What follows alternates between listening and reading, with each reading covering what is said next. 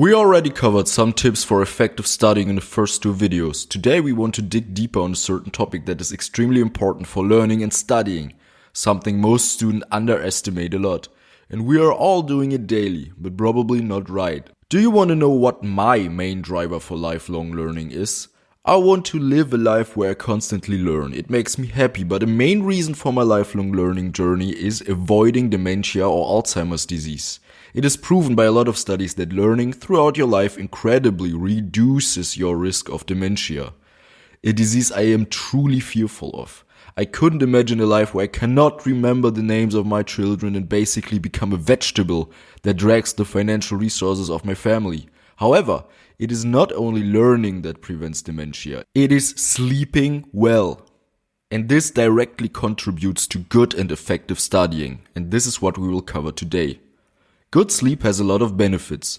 It reduces risk of heart attacks, as I said, reduces risk of dementia, helps you stay fit and makes you less anxious. And, most importantly, for this channel, it helps you become an academic weapon, because it increases your chances of memorization and logical thinking, which is necessary for studying and learning. And still, most students don't sleep well. In fact, some students come to school and brag about how little they slept last night. It's truly disgusting. And I cannot state enough how much it bothers me. Imagine literally bragging about hurting yourself. It just doesn't make sense. Studies clearly show that an average adult needs at least 8 to 9 hours of sleep a day. Of course, there may be outliers who need less, but chances you need less than 8 hours are pretty small. For teens, it's even worse. They need up to 10 hours of sleep a day. How many of you guys are still in their teens sleeping around 10 hours a night? Probably not that many.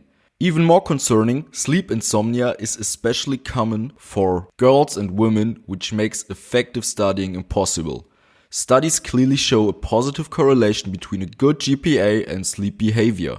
And still, a study in 2015 found out that over 60% of Americans say they lack sleep. It's unbelievable. You are cheating on yourself if you want to become an academic weapon and don't sleep enough. You cannot cheat on sleeping. You need to get enough sleep in order to learn efficiently. Otherwise, how will you be able to really perform at the highest level? I mean, I committed this crime as well, of course, who hasn't? When I was in school, I definitely slept too little. I just didn't care, which is a shame. This is also one reason why I want to talk about this today. It is because I want you to become better than me. Studies show that learning happens when we sleep. This is why all of this matters. When we learn something over the day, the new information is stored in the hippocampus. If you are into computer science, imagine this as being your RAM. Here information is volatile and will be forgotten pretty fast. It's the spot the brain puts new data in and eventually will be forgotten. However, overnight, while we sleep, information from the hippocampus is transferred to the neocortex. This is your SSD or hard drive. This is where information will be stored for the long term and can be retrieved when needed. This is why sleep is so important. Brain waves called sharp ripple waves transfer new information from your hippocampus to the neocortex, which primarily happens at night when we sleep. If you don't sleep well, you will not learn for the long term. There are 3 different sleep stages that you fall into overnight. REM, which is rapid eye movement, then NREM, which is non-rapid eye movement, and deep NREM, which is called slow wave sleeping. When you fall asleep, you usually start at the NREM phase and then drive into REM phases. A whole cycle of NREM to REM sleep usually takes 90 minutes. And then these phases repeat overnight with slowly decaying NREM phases as your REM phases become longer. Studies show that NREM sleep is connected to learning of hard facts like vocabulary, while REM sleep is linked to creative learning and making new connections you probably didn't think about awake. Both stages are needed for effective learning. The slow wave sleep makes your body mainly heal when you have wounds, for example. Mainly during the second half of your 8-hour sleep, brain spindles, electric signals, flow from your hippocampus to your neocortex, storing information for long-term retrieval.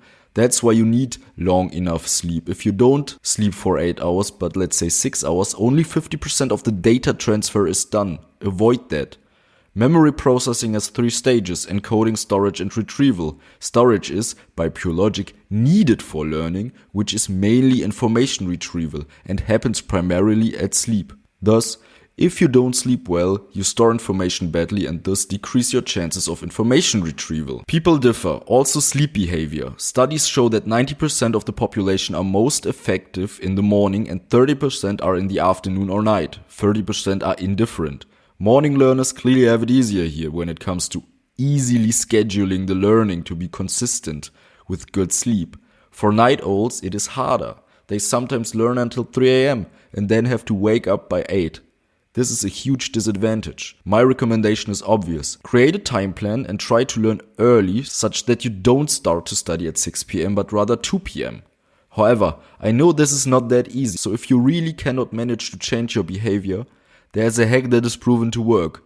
Naps, naps, naps. Research has shown that 20-minute naps after 8 hours of being awake is more effective than sleeping longer for 20 minutes after having already slept 8 hours when it comes to memory formation. However, as you've seen before, try to sleep either for 20 minutes or for 90 minutes, nothing in between, as you may wake up in your deep sleep, which will cause you to be groggy and not be in a better state at all. So what are the mistakes to avoid? I will call out the most obvious one. Using your phones and lights in general at night. Stop it. I know we are all addicted to doom scrolling, but don't do it at night. Your smartphone emits blue light, which blocks melatonin production. But you need melatonin to fall asleep. So at least use the built-in blue filter of your smartphone if you really have to doom scroll. Just keep it on for the whole day, then you don't have to remember turning it on at night. The second tip, avoid caffeine 6 hours before you go to sleep. Caffeine increases your heart rate and keeps you awake. It takes about 5 to 6 hours to decompose the caffeine of an average coffee cup.